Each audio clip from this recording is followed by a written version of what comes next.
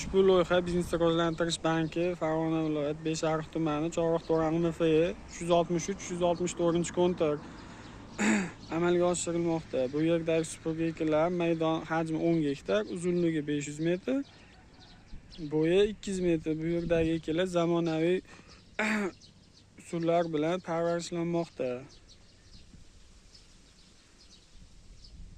Hozirda